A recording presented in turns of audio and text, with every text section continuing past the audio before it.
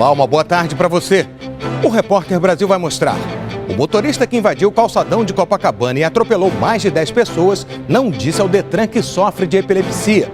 Ele vai responder em liberdade por homicídio. São Paulo e Rio de Janeiro antecipam a vacinação fracionada contra a febre amarela. Uma tempestade atinge a Europa com ventos de 140 km por hora, capazes até de arrastar pessoas na rua. O Papa Francisco celebra um casamento a bordo do avião na viagem pela América do Sul. Você vai ver ainda a crise entre Neymar e a torcida do Paris Saint-Germain e as esculturas naturais do Parque Estadual de Vila Velha, no Paraná. Do Rio de Janeiro e com emissoras públicas de todo o país, começa agora o Repórter Brasil.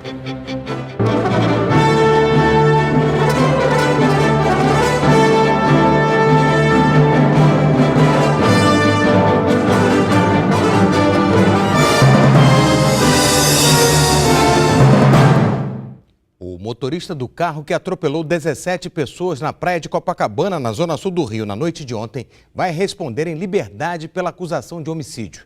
Segundo o IML, Antônio Almeida Anaquim não estava sob o efeito de álcool no momento do acidente. Ele afirma que teve um ataque de epilepsia e perdeu o controle do veículo. Um bebê de 8 meses morreu. Era cerca de 8h30 da noite, quando o veículo invadiu o calçadão da praia de Copacabana e foi parar na areia. Várias pessoas foram atropeladas. Um bebê de 8 meses morreu e a mãe está internada em estado grave. 16 pessoas ficaram feridas e foram levadas para o Hospital Miguel Couto, na Gávea. O carro voou por o ar. Ele entrou na calçada, no calçadão, por o ar. Se ele entra por o calçadão, mata todo mundo. O senhor nunca viu nada parecido? Nunca. Tomara que nunca se repita, porque Deus foi muito grande conosco. O motorista era Antônio Almeida Anaquim, de 41 anos. Ele alegou ter sofrido um ataque de epilepsia. Uma mulher que também estava no carro confirmou a versão do motorista. No veículo foram encontrados medicamentos para tratar a doença. O motorista foi levado ao Instituto Médico Legal para a realização de exames. O IML constatou que ele sofre de epilepsia e que não estava alcoolizado no momento do acidente. Antônio Anaquim também tinha a carteira de motorista suspensa pelo Detran desde maio de 2014. Em 5 anos, ele acumulou 14 multas e 62 pontos, além de não ter cumprido a exigência de entregar a habilitação. Depois de ter passado pelo IML, o motorista foi trazido para esta delegacia em Copacabana, onde prestou depoimento e permaneceu durante toda a madrugada. Ele deve responder em liberdade por homicídio culposo, quando não há intenção de matar. Entre os feridos que continuam internados está um turista australiano em estado grave. A repórter Thais Araújo atualiza essa situação para a gente e traz também outras informações sobre o motorista que escondeu do Detran a informação de que é epilético. Boa tarde, Thais. Boa tarde, Marcelo. Boa tarde a todos. Olha, aqui no Hospital Municipal Souza Aguiar, no centro da cidade, 2 pessoas estão internadas, incluindo a mãe do bebê de 8 meses que morreu. 3 pessoas tiveram alta e uma deixou a unidade de saúde sem autorização da equipe médica. Outros feridos, Marcelo, foram levados para o Hospital Municipal Miguel Couto, na zona sul da cidade. 4 tiveram alta e 7 continuam internados. A maioria deles tem quadro de saúde estável, clinicamente estável. A maioria tem fraturas.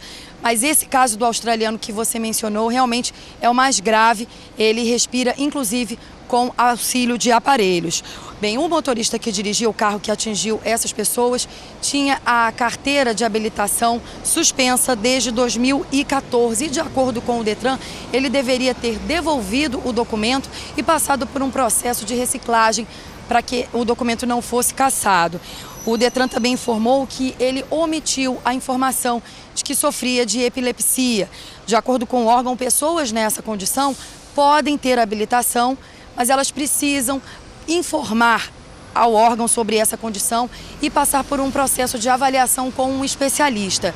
Mais cedo, eu conversei com o neurologista Daniel Paes, que é da Academia Brasileira de Neurologia, e ele explicou como isso funciona.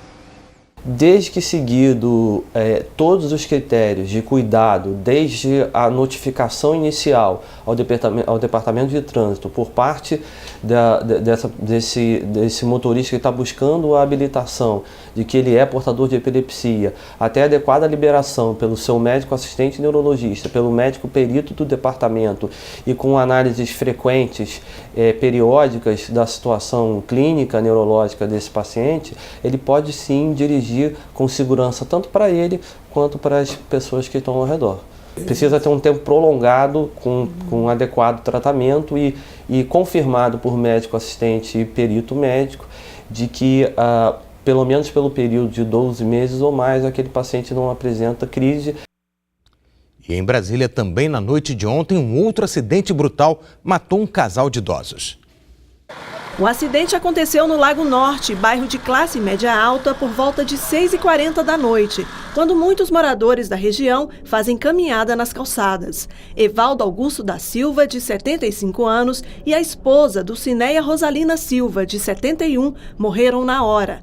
A câmera de segurança de uma casa próxima ao local mostra o momento em que o carro preto passa em alta velocidade, quase atropela um outro casal, segundos antes de atingir as vítimas.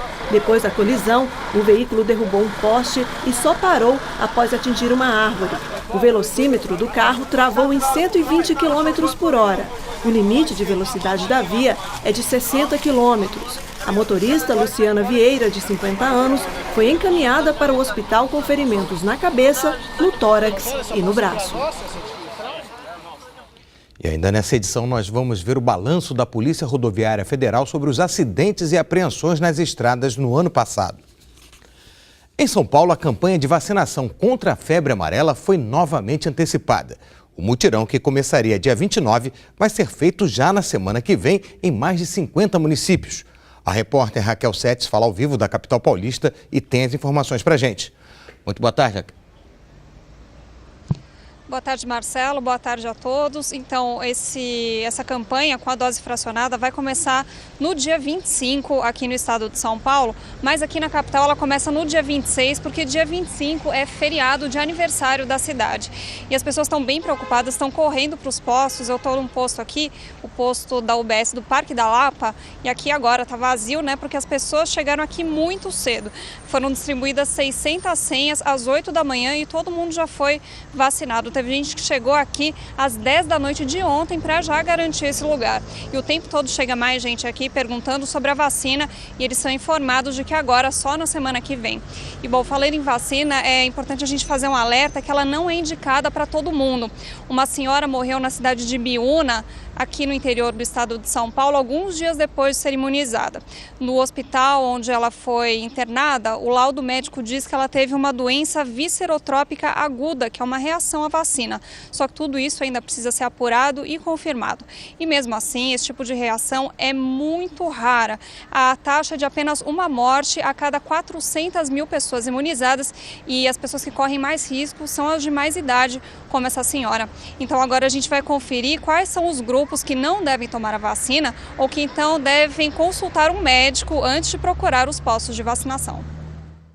Pessoas com baixa imunidade, como pacientes em quimioterapia, não devem ser vacinadas, assim como quem já recebeu transplante de órgãos.